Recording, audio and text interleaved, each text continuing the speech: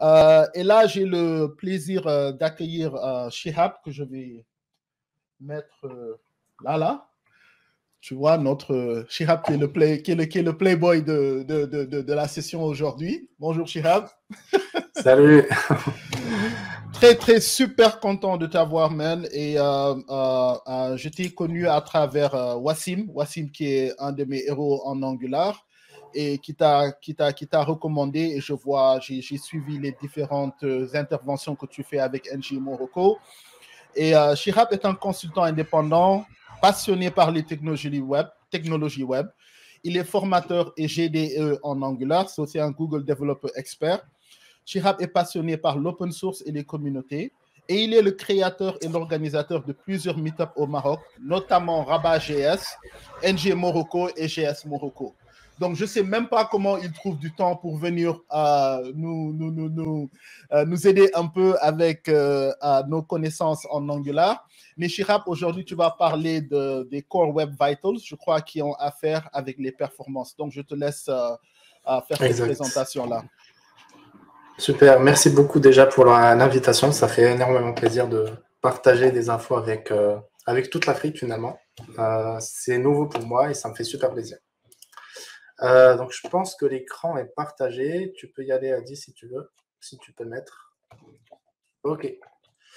Donc aujourd'hui, je vais vous parler des Core Web Vitals principalement appliqués à Angular. Donc les Core Web Vitals, c'est un peu une notion théorique qu'on va retrouver dans le web. C'est quelque chose qui a été défini par Google, dont je vais vous parler. Et l'idée de ce talk, c'est d'avoir une idée en fait de ce que ça veut dire ces Core Web Vitals, et ensuite de voir comment on peut optimiser nos applications Angular pour qu'on satisfasse les Core Web Vitals et qu'on ait des métriques finalement qui soient bonnes et qui fassent plaisir. Donc déjà, en fait, quel est le problème que cherchent à résoudre ces Core Web Vitals? Classiquement, en fait, quand on déployait des applications web sur Internet, donc on les déploie et ensuite on laisse nos utilisateurs jouer avec. Et on n'a pas réellement idée de l'expérience qu'ils vont vivre en fait dans ces applications. On ne sait pas si finalement ça se passe bien pour eux ou pas. Est-ce que la page est chargée rapidement? Est-ce que les éléments de la page ne bougent pas dans tous les sens? Voilà, ce genre d'expérience. Donc c'est ce qu'on appelle l'expérience utilisateur. Est-ce que quand ils sont sur notre application, est-ce qu'ils se sentent bien ou pas? Donc ce qu'on faisait classiquement, on le fait toujours, c'est juste mener des interviews, faire remplir des formulaires, avoir des feedbacks, que ce soit de façon directe ou indirecte, à travers des tickets Jira ou des tickets sur d'autres supports. Et ensuite, à partir de là, on informe les développeurs et les développeurs ensuite font leur dev, puis déploient la nouvelle version sur la plateforme pour qu'ensuite l'utilisateur puisse retester l'application et ensuite nous remonter ses feedbacks. Donc, c'est un cercle qui est normal, mais qui prend du temps. Donc, le feedback en fait entre les utilisateurs et le déploiement qu'on fait de notre application prend du temps et du coup, on peut louper des choses. Donc, l'idée des Core Web Vitals, c'est vraiment de mettre en place un process qui soit alternatif, plus automatisable et qui puisse finalement nous donner une idée, alors peut-être pas super précise, mais une idée de l'expérience utilisateur que vont vivre les users sur nos applis web, sur les sites web qu'on va déployer sur Internet. Donc, avant de commencer, Adi m'a déjà présenté rapidement, mais en gros, je suis JDE Angular, je suis aussi consultant et formateur principalement d'Angular, mais aussi d'autres techno web. Donc, j'organise NG Morocco, je suis host de angularindarija.dev, donc c'est un site qu'on va justement utiliser aujourd'hui. Et puis, je suis auteur d'un projet open source que je vous invite à utiliser qui s'appelle ngxenv/builder, qui est juste une version en fait du builder Angular qui permet d'injecter des variables d'environnement dans notre application Angular. Donc, un peu ce qui a été montré juste avant dans la présentation précédente, le package JSON, la version en fait qu'il y avait dans le package JSON, avec NGXenv Builder, on a un process plus simple à la Angular de pouvoir le prendre du package JSON et de le mettre directement dans notre application. Donc, ce qu'on disait en fait, c'est qu'on a un process qui est lent et qu'on va chercher à fluidifier, à automatiser. Donc, Google en fait ont créé ce qu'on appelle les Web Vitals. Les Web Vitals, c'est juste des métriques, finalement, c'est des chiffres qu'on va voir qui vont permettre de mesurer l'expérience utilisateur, mais avec des chiffres qui sont un peu techniques. Donc, on va avoir le temps de chargement d'une page, on va avoir le temps d'interactivité sur une page. Donc, on va avoir pas mal de termes techniques, plusieurs vitals qu'on va retrouver dans plusieurs outils et qui vont nous permettre d'avoir une idée sur la vitesse de chargement de choses, sur l'interactivité de notre page, etc. Donc ça, c'est des métriques qui étaient disponibles dans plusieurs outils depuis plusieurs années, mais qui étaient plutôt destinées aux développeurs. Donc, ce qu'a fait Google, en fait, c'est qu'elle a extrait parmi ces Web Vitals, parmi ces métriques, ce qu'on appelle les Core Web Vitals. Donc, ça permet juste de simplifier ces Web Vitals. Donc, on a extrait 3 Web Vitals, dont certaines ont été créées, pour dire, voilà, mon expérience, comment je peux la représenter avec ces 3 Core Web Vitals uniquement. Donc, sans se soucier des autres Web Vitals qui peuvent m'aider dans le débugage. Mais si je regarde juste les 3 et que je regarde des chiffres qui me ressortent, ça me permet déjà de dire mon expérience utilisateur est bonne ou pas. Donc, toutes ces métriques représentent la user experience. Et ce qui est super important, c'est que ces métriques doivent être mesurables sur le terrain. Donc, qu'est-ce qu'on veut dire par mesurable sur le terrain? Donc, déjà, quand on fait du monitoring en général, que ce soit d'ailleurs pour du web ou n'importe quel système, il y a 2 types de monitoring. Il y a ce qu'on appelle le synthetic monitoring, le testing dans le laboratoire, et ce qu'on appelle le field testing ou le real user monitoring. Donc, le field testing, c'est j'expérimente avec des vrais utilisateurs. Et c'est la nouveauté des Core Web Vitals, c'est qu'il faut qu'ils soient mesurables par des vrais utilisateurs. Et on va montrer comment on va faire ça. Et à côté de ça, nous, développeurs, quand on va vouloir être rassurés sur la santé de ce qu'on vient juste de développer, bah, on va utiliser bien sûr le lab testing pour dire, OK, ce que je viens de développer, a priori, avec les calculs de métriques qui vont être faits, j'aurai un score qui est correct des Core Web Vitals. Une fois que j'ai terminé et que j'ai shippé ma feature, je fais mon déploiement en prod, mon rollout, et là, je vais me fier au field testing pour voir finalement si ce que j'ai prévu moi en tant que développeur est ce qui est vécu par les vrais utilisateurs. Donc, c'est ça la nuance. Donc, les Core Web Vitals doivent être testables obligatoirement sur le terrain.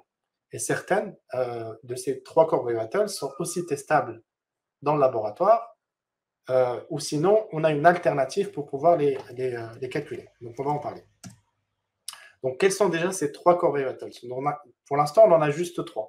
Donc, Google dit que ça va évoluer pour représenter plus de choses de l'UX.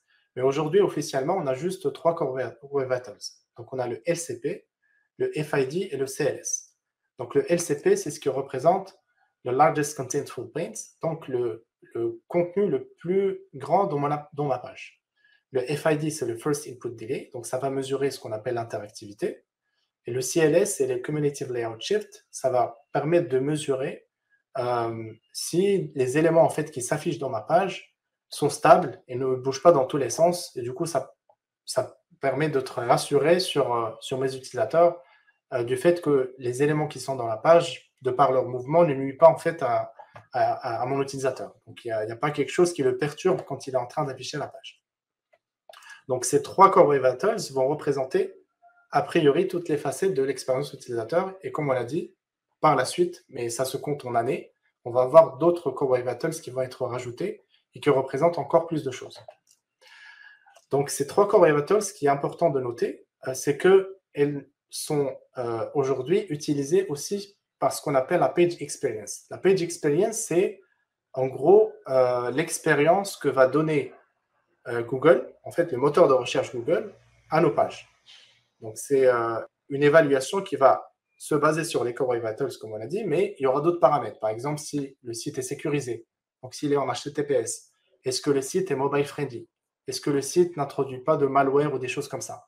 Donc, historiquement, il n'y avait que ces 3 choses que je viens de citer. Et depuis juste juin 2021, ils ont rajouté cette notion de Core Web Vitals pour dire, OK, ta page, elle a un bon contenu, elle est sécurisée, etc. Elle est bien indexée elle est bien référencée, je veux dire. Mais par contre, je ne vais pas la positionner en premier résultat si les Core Web Vitals ne sont pas bons.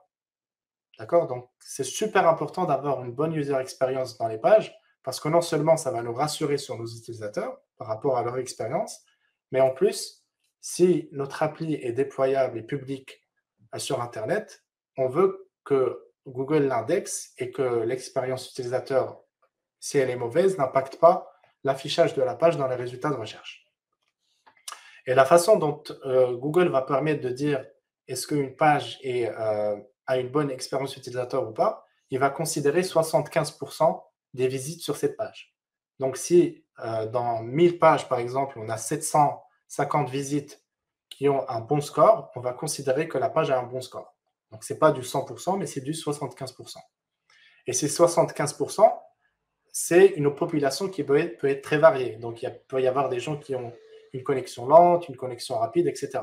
Donc les Core Web Vitals vont vous permettre aussi de savoir identifier ma population. Donc, par exemple, si je déploie une appli qui va être utilisée en Afrique et que la majorité, par exemple, des utilisateurs ont une connexion qui n'est pas top, ou des PC ou des machines ou des mobiles qui ne sont pas top, eh ben, je dois savoir targeter vraiment cette population et me baser sur le bon chiffre sur ces Core Web Vitals pour dire que mon appli est performante pour cette population.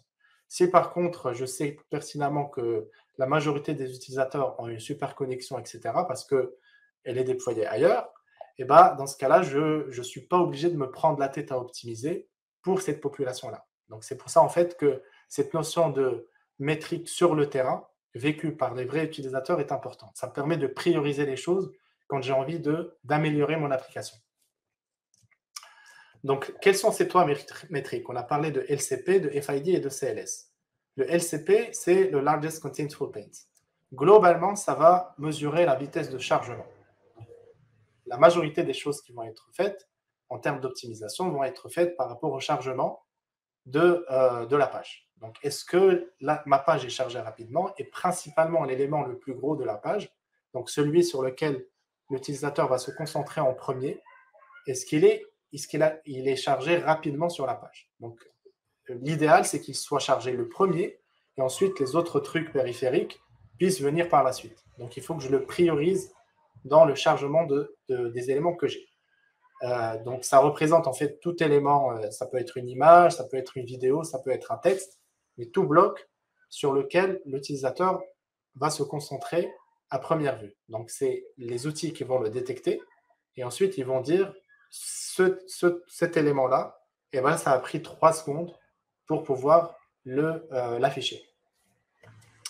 Donc, pareil, on va utiliser notre échelle ici pour dire le LCP qui représente mon image au milieu, bah, ça a pris, par exemple, 3 secondes pour être affiché. Je le mets dans mon échelle. Donc, les 3 secondes sont entre 2,5 secondes et 4 secondes. Du coup, d'après les métriques des Core Web Vitals, je dois l'améliorer. Si par contre le chargement était inférieur à 2,5, on va dire que l'expérience était bonne et je n'ai pas besoin de faire plus d'optimisation. Donc, toutes les Core Web Vitals vont être comme ça.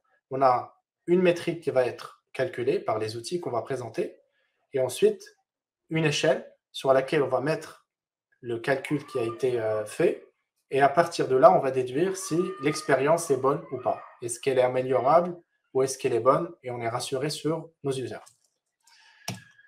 Donc, si on veut optimiser le LCP, et ça on va le voir aussi par la pratique par la suite, il faut tout simplement déployer nos assets dans des CDN, donc pour avoir des serveurs qui sont répartis et du coup ne pas se fier à un seul serveur dans lequel toute l'application est déployée et du coup le surcharger par des requêtes ou peut-être qu'il est situé loin en fait géographiquement, du coup ça prend plus de temps d'atteindre ce serveur.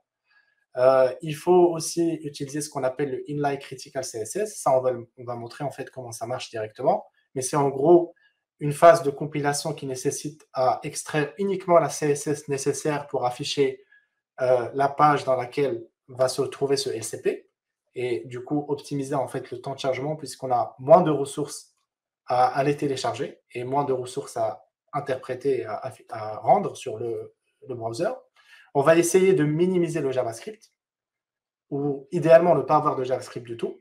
Donc, ne pas avoir de JavaScript, ça ne s'applique pas trop dans Angular. Même si on fait du server-side rendering, derrière, on a toujours du JS qui va s'exécuter sur le front une fois que la page est chargée. Donc, on va plus être dans du minimum JavaScript plutôt que dans du no JavaScript.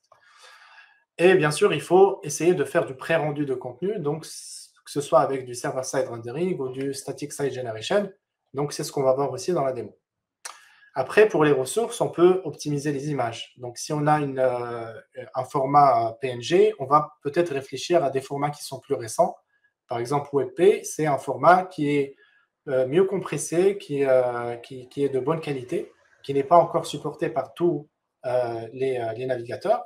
Mais si on sait que notre navigateur permet ce genre de format, ben, on peut le favoriser. Et ensuite, on va configurer le serveur pour dire si jamais le navigateur te dit qu'il supporte le WebP, bah, tu lui donnes l'UEP. Et sinon, bah, à défaut, tu lui donnes le JPEG.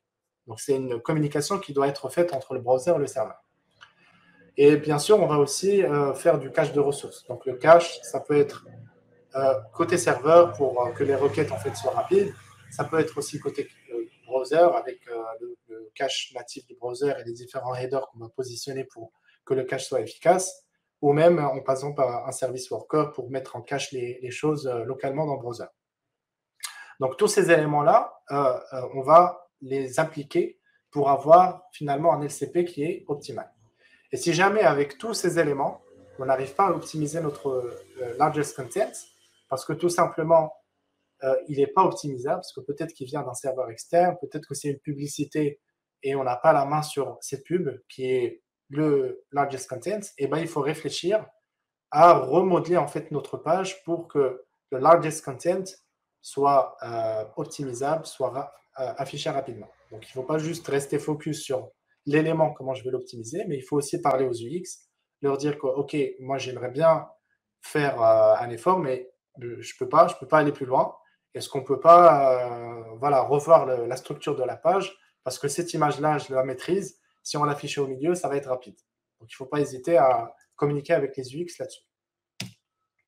Le deuxième, donc ce LCP, j'ai oublié de le noter, c'est une métrique qu'on va calculer et dans le laboratoire et sur le terrain.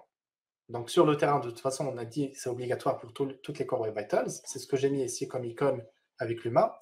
Et dans le laboratoire, ça veut dire que je peux utiliser des outils en tant que développeur pour avoir directement ce chiffre et puis essayer de l'optimiser en local de façon à avoir un bon résultat. La deuxième métrique, c'est le First Input Delay. Le First Input Delay, pour faire simple, ça va mesurer si, en gros, quand l'utilisateur essaie d'interagir avec la page, donc quand il veut cliquer sur un bouton pour naviguer dans une autre page ou qu'il veut faire une recherche sur un formulaire ou n'importe quelle interaction, est-ce qu'il n'y a pas du JavaScript qui est en train d'être exécuté à son insu? C'est-à-dire que lui, il veut interagir avec la page, mais il y a du JS qui est en train d'exécuter. Et comme vous le savez, JS, le moteur de JavaScript est monothread. Donc, s'il y a quelque chose qui est en train d'être exécuté, qui est synchrone, eh ben, il va bloquer le thread principal. Et du coup, on va devoir attendre que ce truc-là soit fini avant de pouvoir répondre à ce que veut faire l'utilisateur.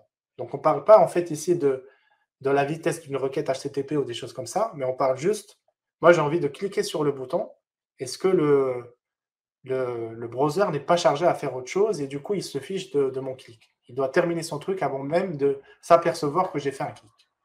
Donc c'est ce que va permettre de mesurer le FID. Donc le FID en général, on va trouver peu de problèmes avec.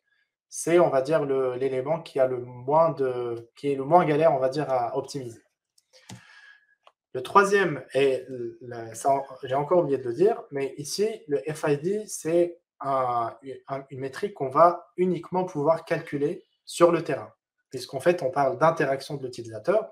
Donc, il faut vraiment que l'utilisateur, dans son browser, interagisse avec le formulaire et qu'on n'arrive pas à lui répondre parce qu'il y a quelque chose qui est en train de tourner pour qu'on s'en aperçoive et qu'on informe notre serveur pour lui dire en fait l'interactivité était mauvaise à ce moment-là.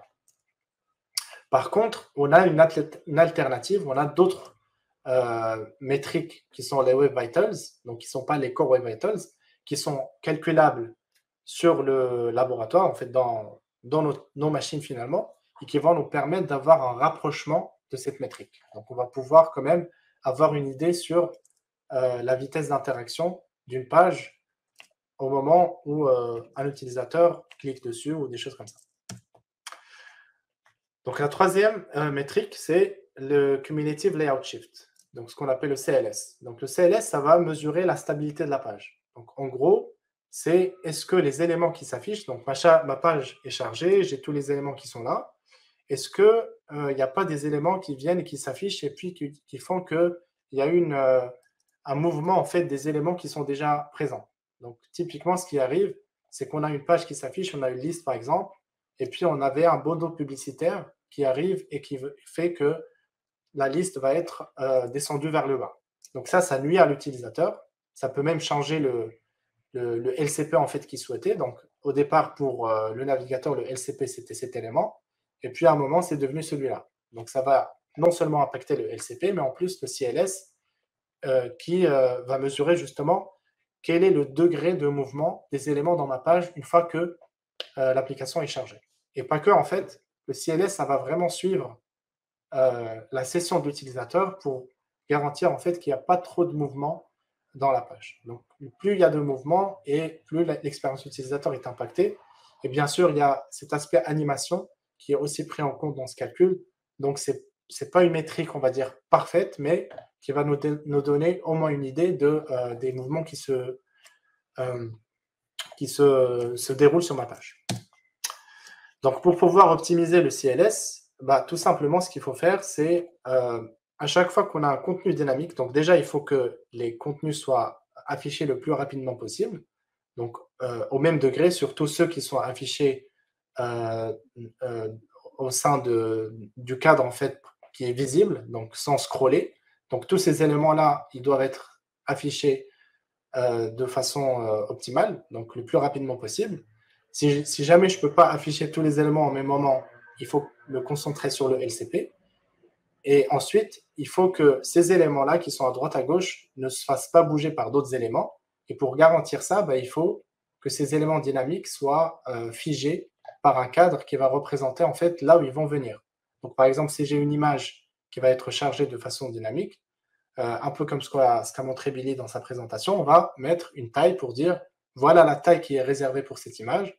Tu ne l'as pas encore cherchée, mais il faut tenir compte de cette taille-là, donc il faut la réserver pour que l'image soit affichée dedans.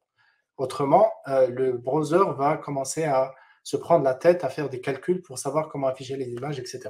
Donc il faut préparer les dimensions, ça permet d'optimiser le rendu, et en plus, ça permet de ne pas faire bouger les éléments dans tous les sens. Donc, ce qu'on va faire avec toutes ces théories qu'on a vues, on va essayer d'optimiser une application Angular. Donc, l'application qu'on va voir, en fait, c'est une application qu'on a développée avec la communauté au Maroc, qui s'appelle Angular Intelligent, qui reprend juste finalement les vidéos en fait, qu'on fait sur YouTube, qu'on peut retrouver ici. Donc, je vous montre juste l'application. Elle est très simple, en fait. Il y a vraiment 2 pages. Il y a la landing page que vous avez vue. Et ensuite, on a une playlist. Donc, cette playlist est récupérée directement de YouTube. Et puis, chaque playlist, on a un contenu qui est affiché. On a un markdown qui est affiché là. Et ensuite, on a les chapters quand ils sont renseignés. Par exemple, dans le Getting Started, ils le sont. Donc, on a les différents chapitres en fait, de ma vidéo. Et je peux directement, par exemple, cliquer ici. Et ça va me mettre directement là où il faut sur la vidéo. Donc ça, c'est l'application, globalement. Ensuite, on a notre landing page et on a un formulaire de recherche qui permet de rechercher dans les vidéos, en fait. Ici, je peux cliquer là, cliquer là, et puis ça va me positionner directement sur l'endroit de la vidéo qui correspond à la recherche. Donc là, ce qu'on va essayer d'optimiser, c'est vraiment la landing page. On va se focaliser sur la landing page et on va essayer de sortir des chiffres qui sont corrects. Donc déjà, la première chose qu'il faut faire, c'est comment savoir si déjà mon site angularintelligent.dev, est-ce qu'il a une bonne expérience utilisateur ou pas en utilisant les Core Web Vitals. Donc la première chose que je vais faire, c'est que je vais aller dans PageSpeed Insights, donc que vous retrouvez dans pagespeed.web.dev. Je vais mettre angularintelligent.dev et puis je vais cliquer sur Analyser. Donc quand je vais cliquer sur Analyser, il va faire 2 calculs. Donc le premier calcul, c'est ce qui représente l'expérience utilisateur réelle. Donc ce qu'on a décrit comme Real User Monitoring. Donc, ce qui est calculé et puis remonté dans les serveurs Google. Et je vais en parler par la suite. Donc ça, pour l'instant, on ne va pas se focaliser sur cette partie. On va d'abord bien comprendre les Core Web Vitals et ensuite, on va voir cette partie de, finalement, nos utilisateurs réels, comment ils voient ces métriques.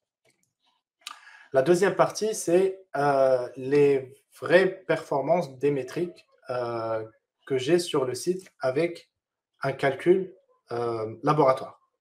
Donc là, il y a tout simplement un Lighthouse qui est lancé. Donc le Lighthouse, vous pouvez voir ici, la version 9.6.2. C'est lancé sur un Motorola G4 avec une connexion 4G lente. Et du coup, avec cette simulation, j'ai un Largest Continuous Full Paint de 3 secondes. J'ai un Time to Interactive de 4,2 secondes. Ça, ce qui va me permettre de me rapprocher du FID dont j'ai parlé. Et j'ai un Cumulative Layout Shift de 0,055. Donc là où j'ai un problème, c'est sur la partie interactivité et sur la partie Largest Continuous Full Paint. Donc je vais essayer d'optimiser. Vous remarquez aussi que c'est pour le mobile. Pour le desktop, c'est top, on a 99, toutes les métriques sont bonnes parce que tout simplement, on a utilisé un ordinateur. D'accord? Donc si jamais vous êtes dans un contexte où tous vos utilisateurs utilisent un bureau, un desktop, vous n'allez pas à vous prendre la tête à optimiser pour le mobile.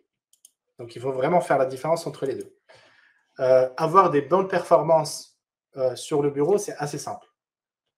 Le challenge, c'est vraiment le mobile et l'idéal, c'est d'arriver à 100%. OK? Donc, ce qu'on va faire, en fait, c'est qu'on va essayer de faire ces optimisations. Donc, c'est des optimes qu'on devait faire avant. Donc, pendant que je réfléchissais au talk, je me suis dit, peut-être que je vais optimiser cette page. Je me suis rendu compte qu'il y avait des choses que je pouvais optimiser ou au moins j'ai identifié des problèmes. Donc, on va voir justement comment on peut identifier les problèmes, éventuellement les corriger. Et sinon, on va peut-être ouvrir une issue pour par la suite les corriger dans un autre incrément. Mais l'idée, c'est de vraiment faire le workflow du développeur pour optimiser ses performances. Donc, je vais aller sur mon éditeur.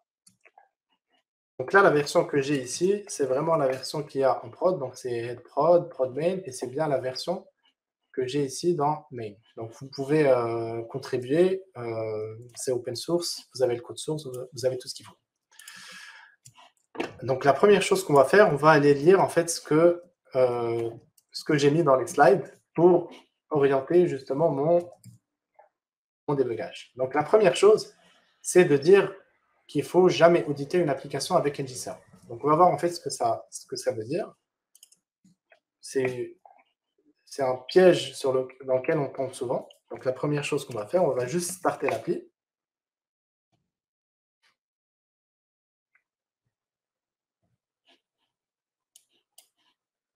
J'espère que le PC va m'aider aujourd'hui, parce que je vais faire cette manip plusieurs fois. Donc, on va starter l'application. On va aller dans localhost. Alors, je vais me mettre peut-être en guest ici. Je vais aller dans localhost 4200. Donc là, j'ai mon appli. Et je vais commencer à mesurer. Donc, comment mesurer? On va aller dans Lighthouse. OK. Donc, Lighthouse, par défaut, on a tout qui est coché. Moi, je m'intéresse uniquement à la performance et principalement du mobile. Donc, je vais faire Analyze Page Load.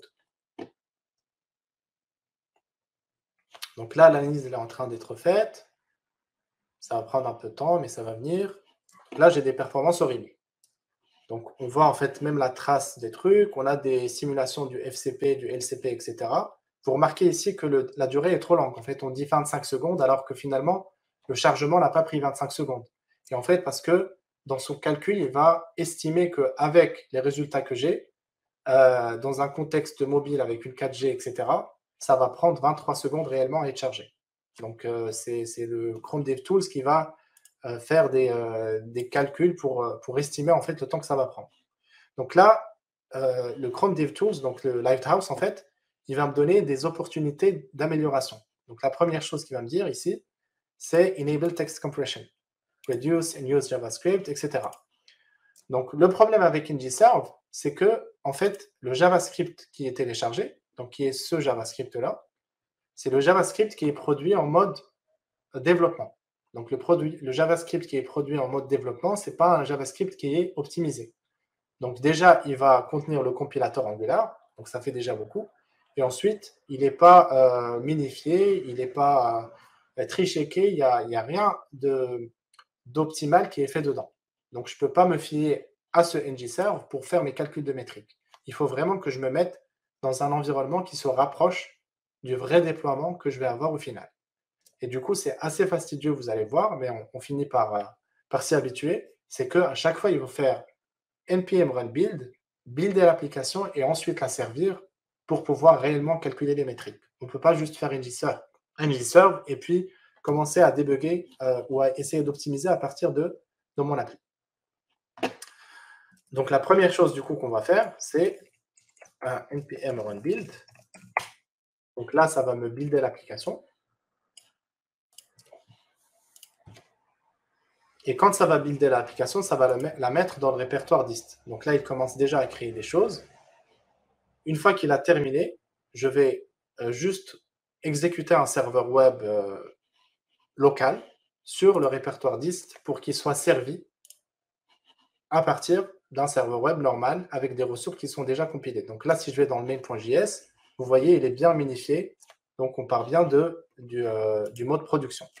Donc là, je vais démarrer HTTP server et je vais lui dire sert les ressources qui sont dans NGX Darija Browser et utilise le port 4200. Comme ça m'évite de à chaque fois avoir deux ports différents et je suis sûr que c'est le même port.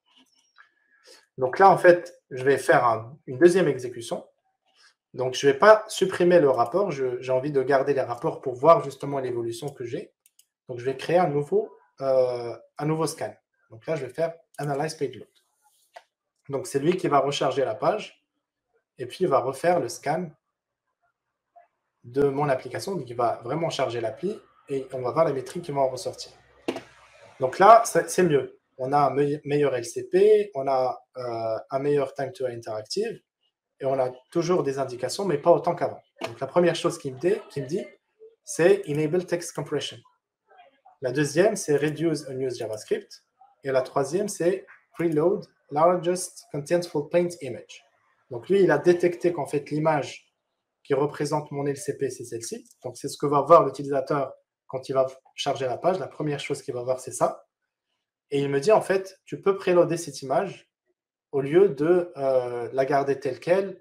Et donc, du coup, d'attendre en fait que l'application soit loadée, que Angular s'exécute et qu'il arrive à ce composant qui lui dit img src égale, puis qu'il aille la télécharger. Donc, il me dit, tu peux preloader l'image, donc indiquer au browser qu'en fait, il faut que tu télécharges cette image en premier, avant même d'arriver à la partie Angular. Comme ça, quand la partie Angular va demander l'image, elle sera déjà là. Donc ça va se faire en asynchrone et ensuite, il la trouvera prête quand il aura besoin de l'image. Donc nous, on va faire en fait dans l'ordre, parce que l'ordre, c'est l'ordre d'importance et c'est ce qui me permet aussi d'évaluer l'impact. Donc ici, il me dit que le saving, ça va être de 2,1 secondes, alors que là, ça va être juste 0,15 secondes. Donc il faut que je me focus sur celle-ci, qui est plus importante. Donc celle-ci, c'est vraiment lié à la façon de servir les ressources que j'ai. Donc la façon de servir, ici, on sert les ressources sous format texte. Et ce que me dit en fait cette partie-là, c'est qu'en fait, il vaut mieux les servir sous format compressé. Et ensuite, dans mon application, dans mon browser, il va requêter, par exemple, main.js. Le serveur web va dire, tu veux main.js, moi j'ai une version gzip, je vais te la donner. Donc, le serveur va envoyer un main.js.gzip. Le browser va récupérer le .gzip, il va le décompresser et ensuite il va l'interpréter. D'accord? Donc, c'est un process qui est extrêmement rapide. Il ne faut pas se dire que la compression-décompression prend du temps et qui va nous aider beaucoup à optimiser les performances. Donc, on va le voir tout de suite. Donc, ce qu'on va faire, en fait, c'est qu'on va compresser toutes ces ressources et ensuite, on va dire à HTTP Server, je vais te démarrer en mode tu sers des ressources au format gzip quand on te dit qu'on supporte le format gzip. Donc, ce que je vais faire déjà, c'est utiliser gzip, tout simplement. Donc, ça, c'est peut-être parmi les choses qu'il faut rajouter aussi au process de déploiement serveur qui a été décrit dans le talk précédent. C'est aussi d'essayer de gziper les ressources avant de les servir. Comme ça, en fait, ça permet de réduire la latence réseau quand on récupère ces ressources. Donc, on va faire dist, lgx déjà, browser. Et en fait, ce qu'on va gzipper, c'est vraiment les JS, les HTML et CSS. Donc, je vais dire all JS. Il y a sûrement une commande qui permet de faire ça tout d'un coup, mais on va y aller graduellement, il n'y a aucun problème. Browser, all.html. Donc là, j'ai tout zippé, vous voyez. Et là, je vais démarrer le serveur, mais je vais lui dire en mode gzip. Donc là, ce qu'il fait, serve gzip files true. OK. Donc HTTP serveur, c'est juste un truc à installer en global sur sa machine avec npm install-g HTTP server. C'est juste un package node qui permet de démarrer un serveur qui va servir des ressources statiques. Donc là, on va faire un deuxième rapport.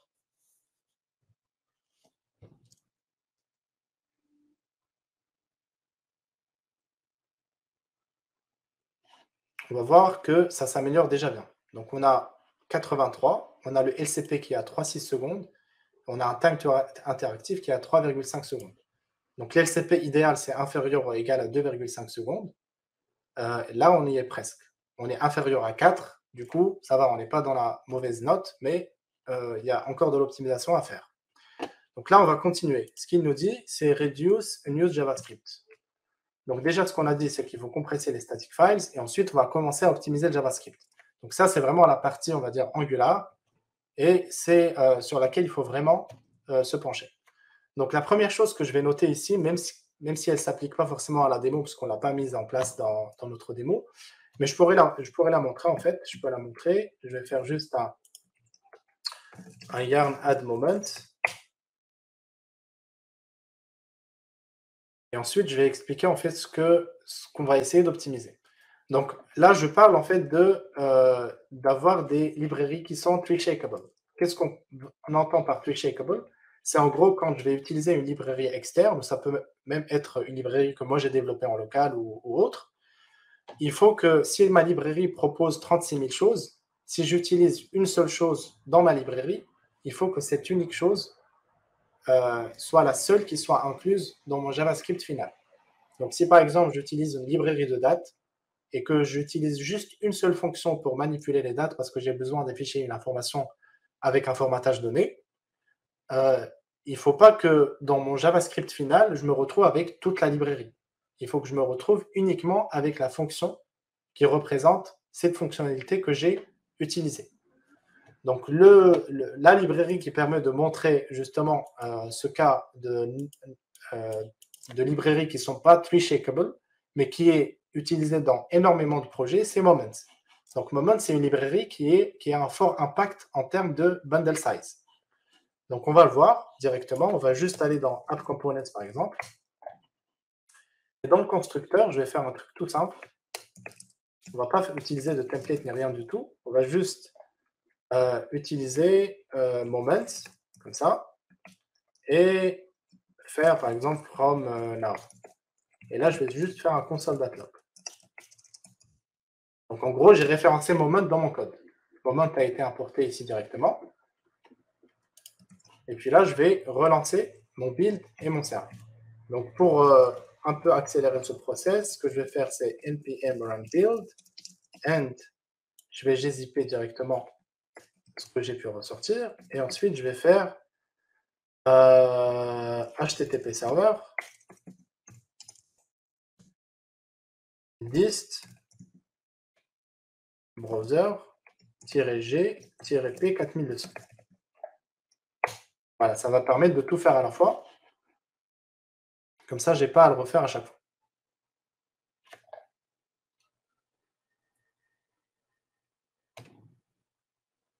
Il faut être patient, parce qu'à chaque fois, en fait, on est obligé de passer par ce process. Donc, normalement, quand on a déjà les bonnes pratiques, on les met en place directement au fur et à mesure des devs. Mais quand on constate des problèmes, bah, on est obligé de passer par là.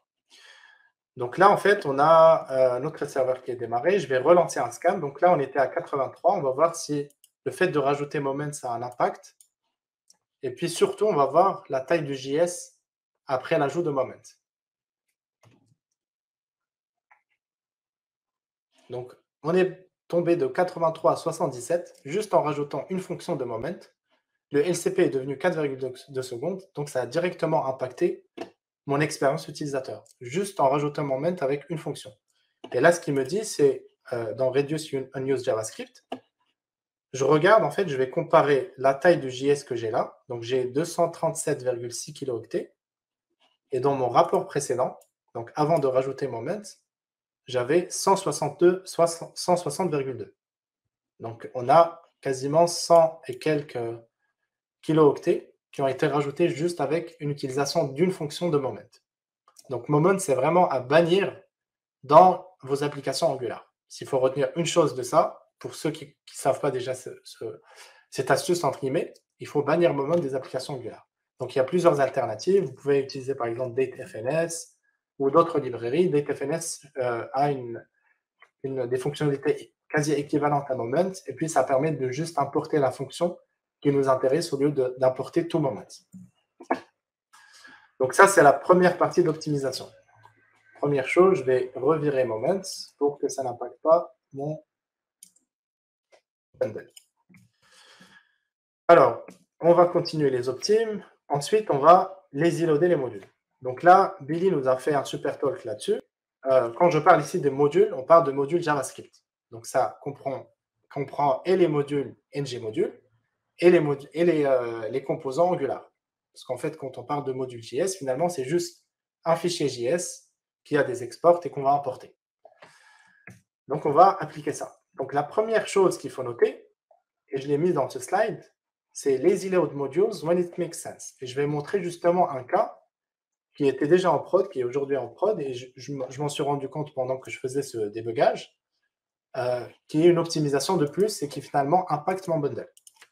Donc là, je vais aller dans mon routing. Donc, cette application n'utilise que les standalone components. Donc, on n'a pas de ng module. Donc, ça utilise la V14 avec que des standalone components. Donc, la première chose, quand on parle de lazy loading, ce qu'on va faire ici, c'est, on a déjà un lazy loading. On va montrer en fait ce qui va se passer si j'enlève ce lazy loading. OK, juste pour montrer justement l'impact. On va faire plutôt un children. On ne va pas importer dynamiquement, mais on va directement importer le root depuis... ouais, donc là, j'ai un root comme ça, donc il faut que je l'importe. Root as playlist routes from playlist routes. Voilà. Donc ça, c'est juste pour revenir en arrière et montrer justement l'impact qu'on a quand on fait du lazy loading. Donc je rebuild et rezip et resserre.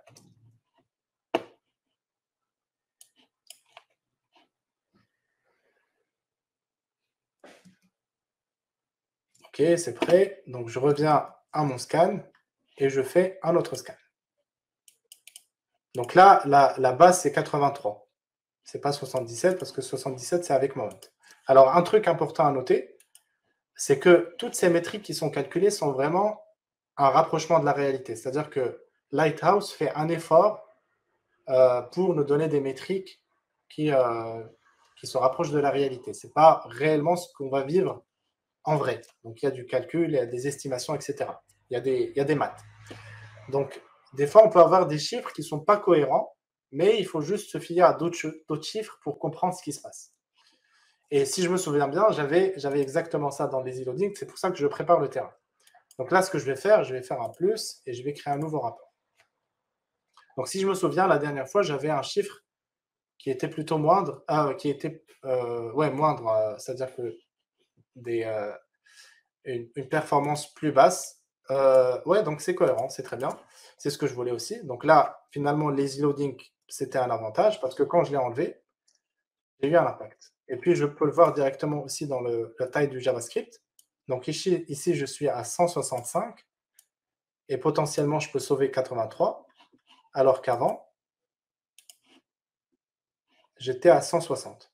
Donc, c'est la taille de ce qui a été rajouté parce que je ne l'ai pas lazy loadé. Donc, du coup, je l'ai rajouté dans mon pm.js au final.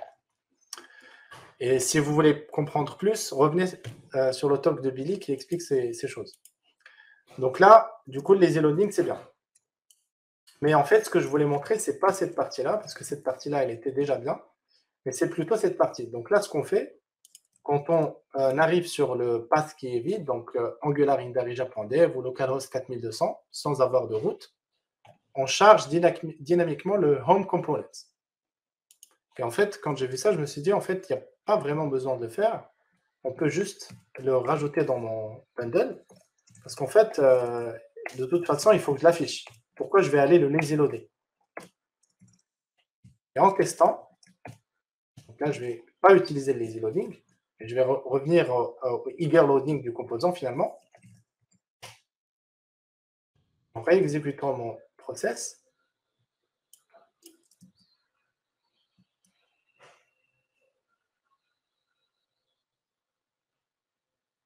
OK, donc je fais un nouveau report.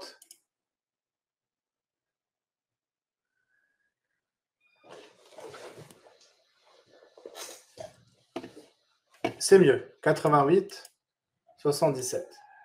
Enfin, je dois plutôt le comparer avec le 83. D'accord? Donc, j'ai gagné en enlevant le lazy loading. OK? Donc, le lazy loading, c'est pas tout le temps bien. Il faut l'utiliser avec modération. Donc, il faut savoir où est-ce qu'on veut, qu'est-ce qu'on veut lazy loader, est-ce que ça a du sens ou pas. D'accord?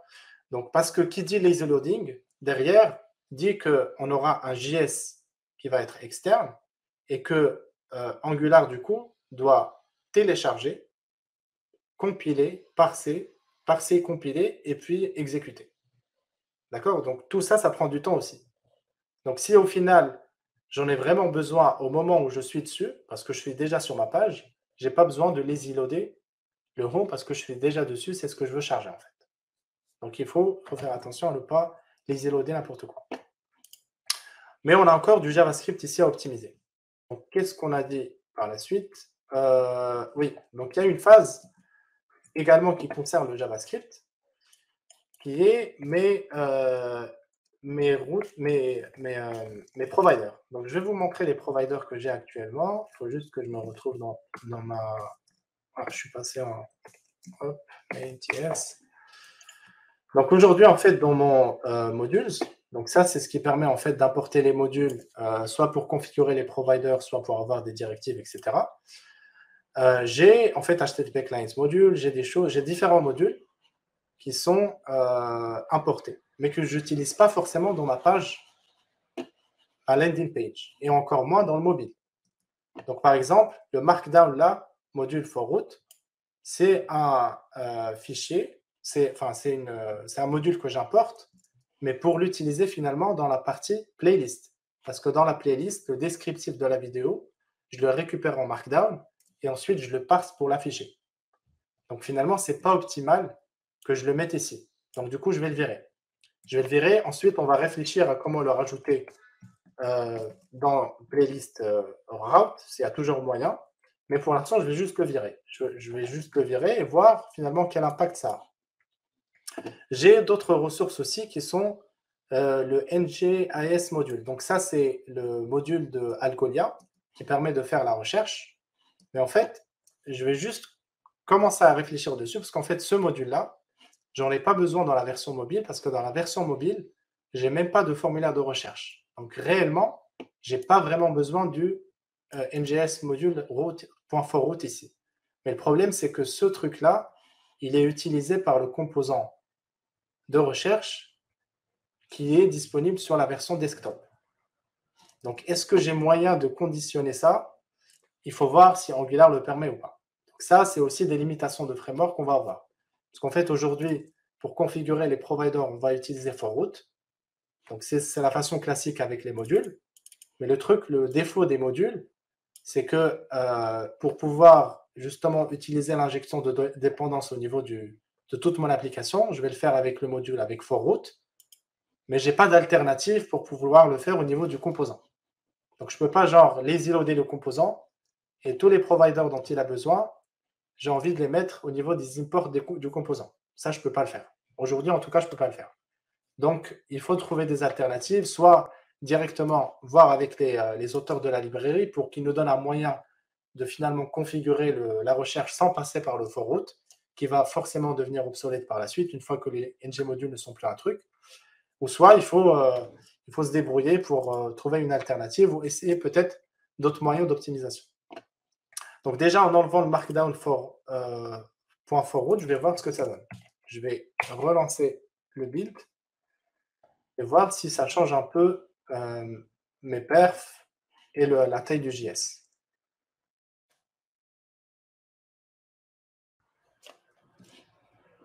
Je relance un rapport.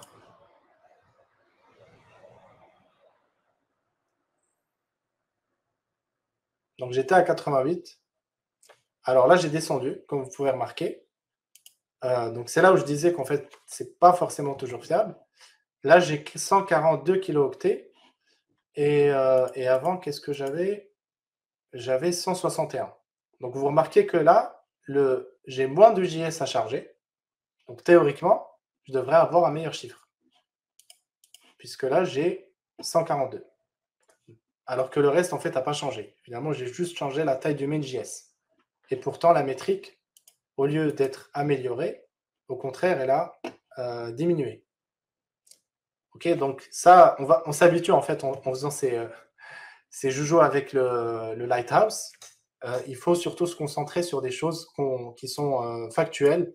Donc, on a le main.js, voici la taille du JS, donc c'est ce qu'on cherche à optimiser. Pour le reste, ça peut changer et voilà, ça nous donne juste une idée de ce que c'est.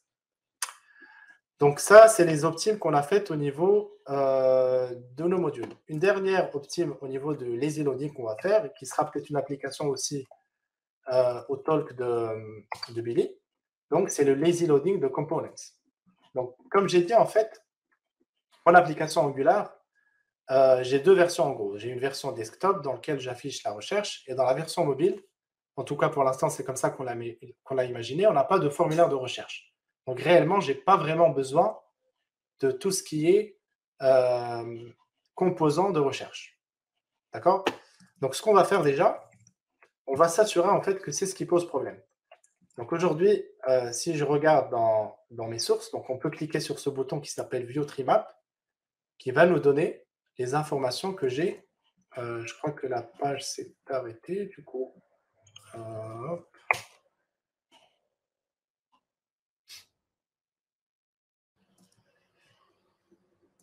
va le refaire. Je pense que le lien est parti. Donc je vais refaire un scan.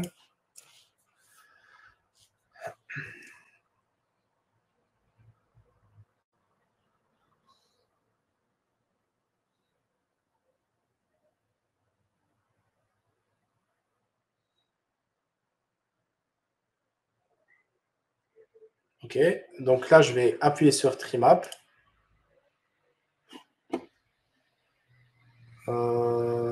Pass the Lighthouse result. Je pense qu'il y a une indispo du serveur Lighthouse. Ah, voilà.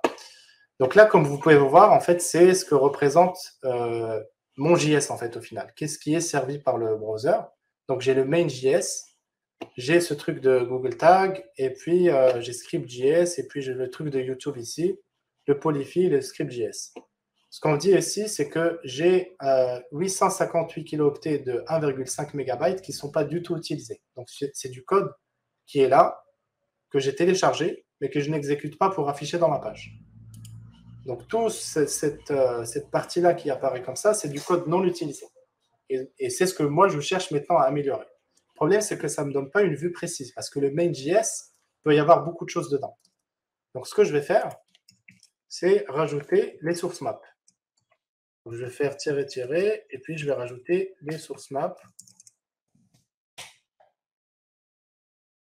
Donc, quand je vais builder, je vais lui dire, tu builds avec les source maps, et les source maps, en gros, c'est le lien entre le fichier JS qui est compilé et mon code source original. D'accord? Donc, le code source d'origine va être lié à travers les source maps avec le code qui est transpilé. Donc là, je refais un scan. J'étais où? J'étais là. Plus Analyze.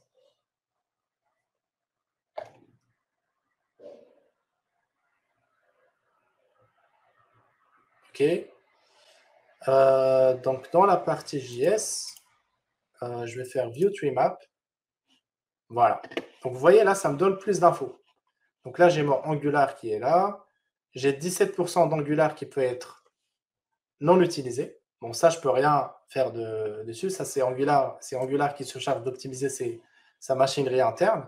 Mais j'ai quand même Angular Instant Search qui est toute la partie recherche instantanée. Donc, dans ma partie en fait mobile, dans ma page mobile, je suis obligé de me prendre le Angular Instant Search alors que je ne l'utilise pas du tout. Donc, ça aurait été mieux en fait de décider de l'afficher ou pas, ou plutôt de récupérer ce JS ou pas, en fonction de la résolution d'écran. Comme ça, en fait, j'optimise davantage le chargement.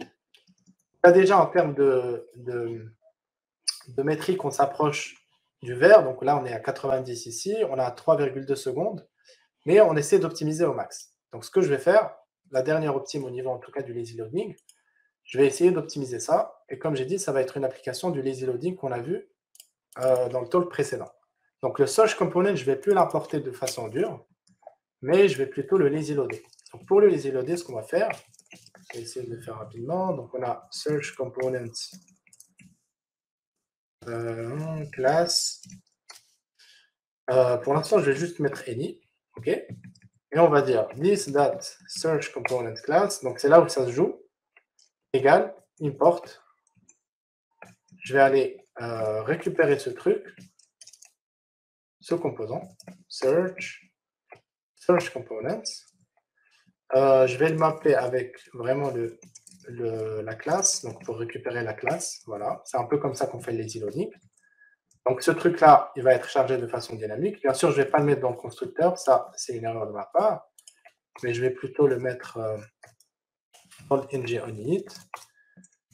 Et ça peut même être mis dans un autre cycle. C'est à moi de décider ça. Et puis, ce que je vais faire, c'est là où c'est un peu barbare, mais c'est juste pour montrer l'idée. Je vais dire, ne va le chercher que quand la résolution est supérieure à 420, je pense. Donc, autrement, le truc va rester nul. Donc, on va dire nul. Bon, j'ai mis any, j'ai pas envie de me prendre avec le typage de ce truc. Ensuite, là, au lieu de faire le app search bar, parce que je ne l'ai pas encore, il faut que je fasse un truc dynamique. Donc, il y a la méthode qu'a décrite Billy dans son talk, qui est de faire le view container, d'importer, etc. Il y a une autre méthode qui est 100% template. C'est qu'on va dire, en fait, comme le truc là, c'est une promesse, je vais dire ngIf égale search class type async as mon search component. Donc ça, en gros, c'est juste pour récupérer la classe, d'accord, à partir du JS qui a été téléchargé dynamiquement. Et là, je vais dire ngTemplate, plutôt ngTemplate, template, ouais.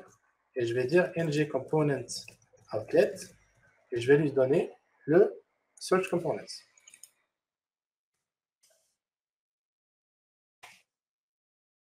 Okay. Donc le ngIf, il ne le trouve pas parce que je dois importer common module. Et ça aussi, ça fait partie des choses à considérer. Il faut dire, OK, si j'importe finalement common module, est-ce que ça ne va pas impacter mon bundle? Donc, c'est vraiment ça les calculs qu'on fait pour optimiser finalement le bundle. Et puis, je vais refaire une exécution. J'ai aucune idée de ce que ça va représenter ce code, s'il va marcher ou pas. On va voir ce que ça va donner. Et surtout, on va voir quelle métrique. Component outlet. Il n'aime pas ça. Je dois avoir un truc qui n'est pas bon. Search component. Ah oui, OK. As search component class. Je vais faire comme ça. Et du coup, là, ça va être... Ah non, j'en ai même pas besoin, en fait. Je suis bête. C'est tout l'objectif. Search component ici, c'est bien celui-là. Le class. C'est ce que j'ai récupéré ici.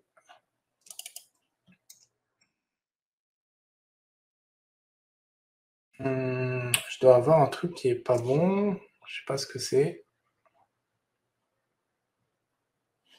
Alors, qu'est-ce qu'il me dit? Type unknown is not inside of... OK, bon, je vais essayer de typer ce truc promise. Ah, c'est promise de any, je pense. Et puis, je vais enlever mon truc comme ça. Search component class. Ouais, il va me dire qu'il n'est pas initialisé. Et on va jouer barbare. Alors, je pense que ça devrait marcher comme ça.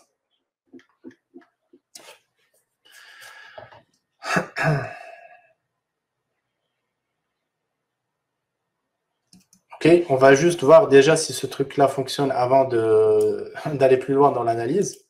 Donc là, je vais juste charger ma page. J'ai bien le search qui apparaît là. Et sur ma version mobile, bon, de toute façon, il ne s'affiche pas parce qu'il n'est pas en mode responsive. Bon, du coup, je vais voir le réseau. Donc, si je suis sur la version mobile, je ne dois pas avoir le fichier JS de mon composant. Mais par contre, si je suis dans la version desktop, est-ce que j'ai compilé mon truc? Alors, est-ce qu'il s'apparaît ici ou pas?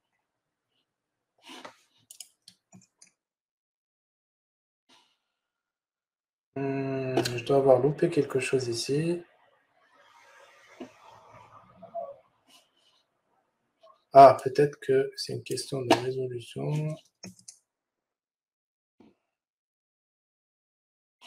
Ouais, mais c'est vrai qu'il apparaît.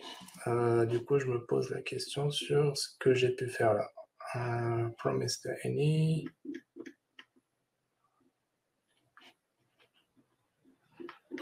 Est-ce que le typage serait plutôt un observable au lieu d'une promesse pour search component class ou bien c'est Non, en fait, simplement... quand on fait l'import ici, ça nous rend une promesse. Ça nous rend une promesse, ouais, tu as raison là. Ouais, Parce que tu as le ça nous den rend une... là-bas. Ok. Ouais, exact. Ok. Bon, je vais refaire un test. Si ça marche pas, je vais passer cette partie, mais c'est juste pour vous montrer l'idée. Normalement, ça devrait y aller, mais c'est les aléas du live. Hop, hop, hop.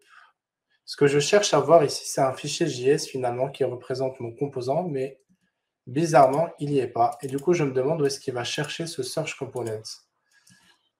Parce que si je ne le vois pas ici, ah, c'est celui-là en fait, c'est le 728JS. Ça doit être ça. Je ne le voyais pas tout à l'heure. Donc normalement, c'est là où j'ai search component quelque part. Voilà. Ok, donc il y était bien. Donc maintenant, si je fais la version mobile et que je recharge la page, normalement, je ne dois pas voir ce 728. Je vais le refaire. Ok, il n'y est pas. Ça marche. Donc là, c'est chargé de façon dynamique. Donc là, on va voir côté performance, finalement, est-ce que ça améliore les choses ou pas côté Lighthouse. Ça peut avoir vraiment un faible impact, mais voilà, je fais toutes les tentatives pour améliorer ma page. Donc on était à 90. On va voir. Ah, ça a baissé même, parce qu'il y a eu un téléchargement. On va voir en fait le trimap. OK. Donc j'ai toujours les instant search.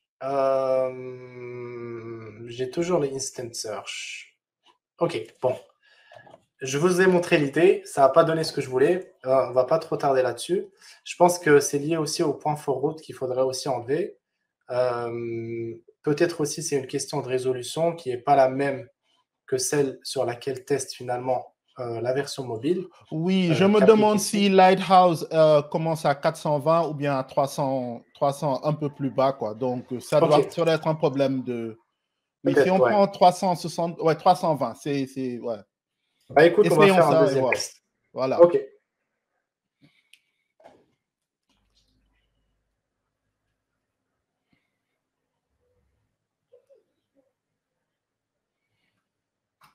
Ok, on fait ça. On recharge la perf. Donc, il faut toujours garder le rapport, comme ça vous permet de comparer avec les jets d'avant, les tests que vous avez fait avant.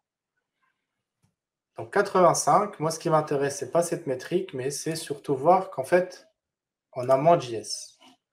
Visiblement, on a toujours autant. Ok, bon, je laisse tomber ça. On va voir ça par la suite. Donc, je vous tiendrai au courant. De toute façon, je vais débugger tout ça pour optimiser Angular IntelliJ et puis on se tient au courant. Alors, la dernière phase, je vais rajouter 5 minutes et demie, ensuite je termine. Donc, la dernière partie, c'est les scripts, les third-party scripts. Donc, les third-party scripts, c'est en gros tous ces scripts-là qui nous dérangent, qui sont dans App Module. Donc, tous les analytics, etc., je vais juste vous montrer l'impact que ça a de les enlever. Donc, on a NG Google Analytics et ensuite, on a dans l'index HTML, on a toute cette partie script que je vais aussi virer. Je vais refaire le truc et on va voir en fait comment va évoluer mon score. Donc, les third-party trucs, c'est tous les JS que je vais récupérer en fait pour faire de l'analytics, pour avoir un YouTube vidéo, pour avoir des reports d'erreurs avec Segments, des trucs comme ça. Donc, on va faire une analyse.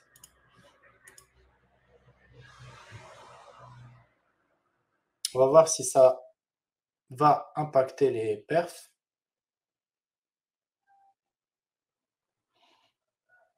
Ok, donc là, on peut voir qu'on est à 90 et qu'on n'a plus en fait le preload content image maintenant prioritaire à la réduction du code JavaScript. Donc vraiment parce qu'en fait, on a tout nettoyé, tout le code JS qui était en plus. Donc là, en fait, pour les scripts analytics, etc., c'est la partie la plus complexe à améliorer. Donc il y a des tags en fait qui s'appellent differ et sync qu'on va positionner sur les scripts pour en gros ne pas prioriser leur téléchargement et leur exécution par rapport aux autres scripts qui se trouvent en fait dans les balises scripts ou qui sont apportés directement dans le body, qui sont insérés par le CLI. Mais quand même, c'est un JS qui va devoir être téléchargé et qui sera parsé. Donc le async, par exemple, ça permet de dire télécharge-le en asynchrone. Donc quand il va arriver là, en fait, le browser va le télécharger en asynchrone. Par contre, dès que le fichier va être disponible, eh ben, ça va bloquer.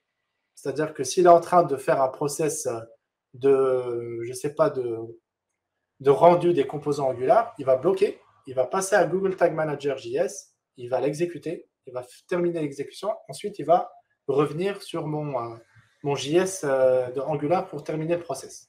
Du coup, ça impacte en fait réellement ce que je suis en train de faire. Le differ, c'est un peu différent parce qu'en fait, on va vraiment attendre que tout le DOM soit chargé. Donc, c'est pour ça qu'on va le mettre pour des choses qui sont plutôt iframe, etc. Parce qu'on n'est pas forcément en attente en fait, d'un chargement rapide, mais on veut juste préparer le terrain au cas où il y a un besoin d'afficher une vidéo YouTube, etc. Donc, il y a pas mal de documentation sur ces deux trucs. Mais n'empêche que les third-party JavaScript libraries, ça prend énormément de payload et il faut des fois s'en débarrasser complètement pour avoir une meilleure UX. Et c'est pour ça qu'il y a d'autres projets, par exemple, qui ont été créés par Builder.io. J'ai jamais testé, mais apparemment ça promet. Ce qui permet en fait d'exécuter ces scripts JS dans des web workers. Donc en gros, toi, tu fais ton import normal, tu positionnes les bons tags sur le script, les tags de party town, je crois. Donc c'est le nom de la librairie. Et ensuite, lui, il va prendre le JS qu'il y a dedans, il va l'exécuter dans un web worker au lieu de l'exécuter dans ton thread principal. Et du coup, ça a zéro impact sur ta runtime JS pour afficher ton application. Donc ça, je n'ai pas testé, mais a priori, ça donne de bons résultats. Donc je pense que j'ai fait le tour en fait des parties qu'il faut faire. Donc la troisième chose dont je voulais parler, c'est le pre-rendering de l'application. Ça, on fait déjà dans Angular IntelliJ. Donc si on part ici dans Angular IntelliJ, en fait, ce qui est récupéré, c'est directement dans le network, c'est directement l'HTML de mon appli. Donc on n'a pas besoin en fait d'aller récupérer tout le JS et ensuite de faire tourner le JS sur mes composants pour les afficher. Mais on prépare déjà en fait tout le résultat de ce qu'il y a sur cette page au niveau du serveur. Et du coup, l'HTML est déjà prêt. Ensuite, il n'y a plus qu'à appliquer le style dessus. Et ensuite, il y a Angular qui vient et qui rajoute les événements, etc. pour pouvoir gérer le routage et les autres événements que j'ai dans mon application. Donc ça fait partie aussi des choses qui améliorent énormément les performances de mon appli. Donc j'avais d'autres éléments que je voulais montrer, mais je pense qu'on n'aura pas le temps. Du coup, je vais vous laisser ces parties-là qui sont un peu théoriques, qui sont en fait comment on va pouvoir lire les Core Web Vitals au niveau de notre serveur, de nos applications en fait analytics, etc. Donc on peut en fait récupérer les Core Web Vitals qui sont directement envoyés par Chrome, qui va les persister dans un serveur qui s'appelle Crocs. Et c'est ce serveur-là qui va être utilisé par l'algorithme de recherche pour déterminer en fait si une page est optimale ou pas, et également qui va être utilisé par exemple, la Search Console de Google pour nous afficher des stats sur nos pages. Donc, on va pouvoir aller sur la Search Console et directement avoir une idée sur le vécu des utilisateurs sur nos pages. Donc là, par exemple, les Core Web Vitals de cette page-là, on a un FCP qui est correct, on a un LCP qui est correct, etc. Et ça, c'est vraiment des métriques qui sont vécues par nos utilisateurs réels. Ce n'est pas juste moi qui fais mon lab à côté, mais c'est vraiment ce qui est vécu par les utilisateurs. L'inconvénient, c'est qu'en fait, l'agrégation de ces métriques se fait uniquement après 28 jours. Du coup, ça prend du temps en fait à être agrégé. Donc, si je déploie demain une application en prod, il va falloir que j'attende un mois avant d'avoir ces métriques sur les outils en fait de Google. Il y a une alternative qui s'appelle en fait Web Vitals. C'est une librairie en fait qu'on va installer directement en fait dans notre application Angular. Donc on va faire npm install Web Vitals et ensuite on va récupérer le LCP de façon asynchrone. Donc on va récupérer le LCP dès qu'il est là et à partir de là on pourra l'envoyer à nos serveurs Web Analytics pour pouvoir suivre le LCP, le CLS et le FID directement dans Web Analytics. Et puis là, on a vraiment une vue temps réel de ces métriques-là. Donc, dès que quelqu'un se connecte, directement, on envoie à Web Analytics son LCP, son CLS et son FID. On n'a pas besoin d'attendre 28 jours pour que cette information soit disponible dans les serveurs de Google. Donc, c'est globalement ces outils-là qu'on va utiliser. La dernière chose, c'est le process que vous allez adopter en tant que développeur. Donc, le process général que vous allez adopter, c'est que vous allez faire vos devs, un peu comme ce qu'on a fait. Il faut compiler, builder l'application et la servir, utiliser Lighthouse pour suivre les métriques. Ensuite, on va déployer en fait notre application. Quand on va la déployer, on va utiliser PageSpeed Insights pour voir en fait est-ce que les résultats sont corrects ou pas. Donc, ça permet juste d'avoir une vue à partir de mon environnement local de développeur et une vue aussi à partir de PageSpeed Insights. L'idéal, c'est aussi d'avoir un Lighthouse CI, donc l'équivalent de ce que j'ai en fait exécuté dans le navigateur, mais dans l'intégration continue. Donc, ça va se faire sur chaque commit que je vais faire. Ça va calculer ces métriques-là avec des contextes que moi, je vais lui dire. Donc, je vais lui dire 4G, mobile et puis desktop et d'autres configs que je peux préparer. Il va me calculer ces différentes métriques et puis je vais pouvoir lui donner des thresholds pour lui dire si jamais tu dépasses tel LCP, ben, il faut que tu rejettes complètement le code parce que je n'ai pas envie d'avoir du code qui impacte mes perfs. Et au final, on a la Search Console, mais comme j'ai dit, en fait, c'est au bout de 28 jours qu'on pourra avoir les résultats dans la Search Console. Donc, il faut la suivre. C'est juste un garde-fou, on va dire, pour être sûr que mes users sur Chrome, qui est le navigateur le plus utilisé, eh ben, ils ont quand même une bonne expérience et que l'algorithme de recherche aussi considère que ma page a une bonne santé. Donc, il faut optimiser les Web Vitals et pour ça, je vous invite à aller sur ce site. Et donc, dites-moi si vous avez des questions par rapport à ça. Moi, j'en ai des centaines. Non, parce que j'en ai des centaines et je crois que je vais essayer de t'embêter un peu ce week-end ou le week-end qui vient en privé là. Parce que mon talk pour NGConf cette année, c'est carrément sur la performance et sur tout ce que tu viens de couvrir. Donc, je crois que tu as fait 90% de la recherche pour moi déjà.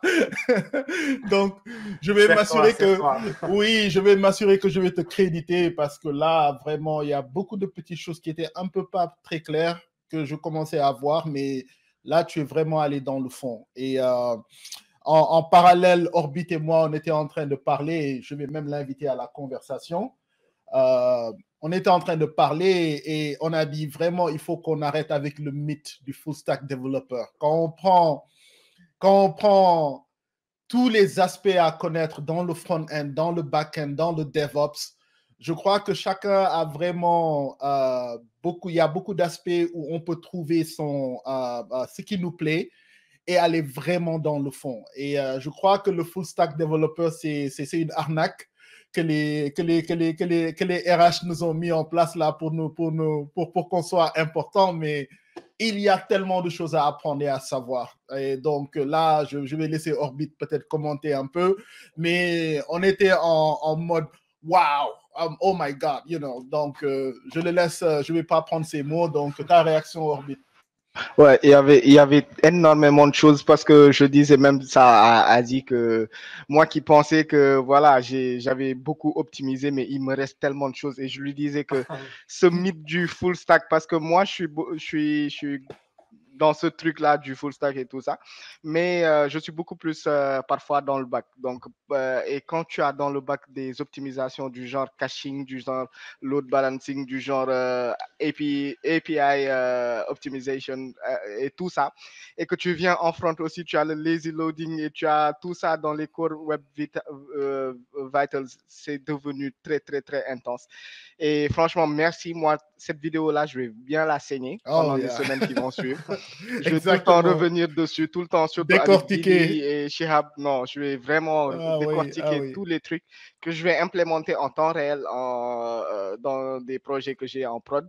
Et je vais voir l'impact que ça aura parce qu'il y en aura de l'impact. Franchement, ça, tout le monde va ressentir la performance. Chapeau, man, vraiment chapeau. Ouais, vraiment, ma question à toi, Shihab, c'est en mode équipe, qui se soucie de ces choses-là? Est-ce que c'est quelque chose que nous tous, on doit aller dans le fond?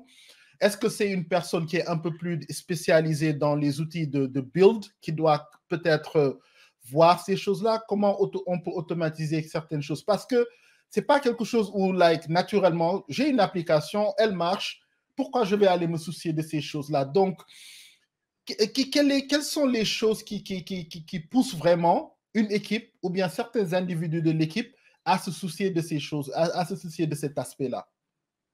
Ouais, je pense que déjà le monitoring, c'est vraiment le truc principal qu'il faut mettre en place dès le début. C'est-à-dire que même si tu as une application, il faut dès le départ commencer à monitorer direct. Comme ça, en fait, à chaque fois que tu fais finalement des features dans ton appli, tu vas jeter un coup d'œil, tu monitores, est-ce que mes perfs finalement, comment ils évoluent? Parce que ce qui arrive dans la plupart des projets dans lesquels j'ai travaillé, c'est comme ça en fait. On monitore rien, et puis l'application grossit, et à un moment, tu as 2-3 utilisateurs qui disent en termes de perf, ça commence à se dégrader.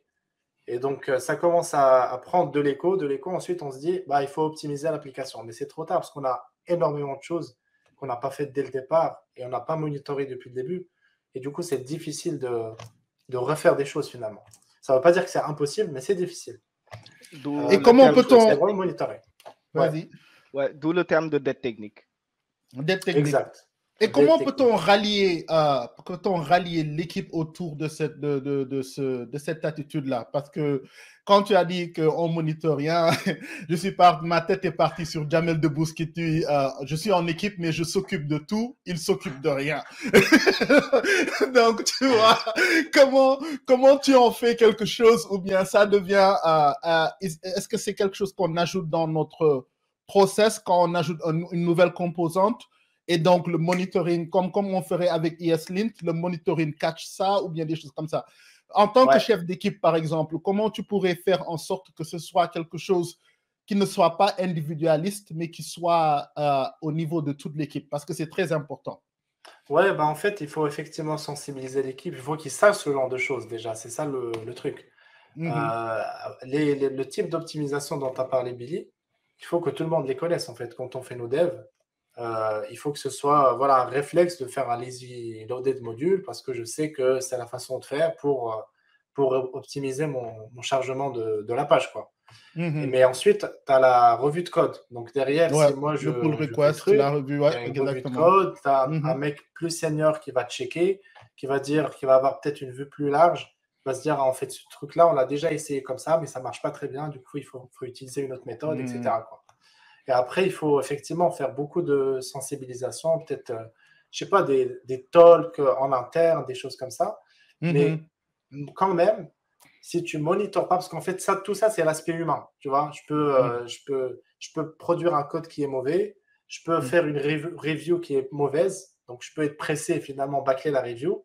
Et si derrière, tu n'as pas de l'outillage qui monitore, tu auras tout le temps des problématiques. Quoi. Yeah. Comme ils disent en anglais, seeing is believing. Donc, quand on peut mettre les gens en face des choses, c'est différent.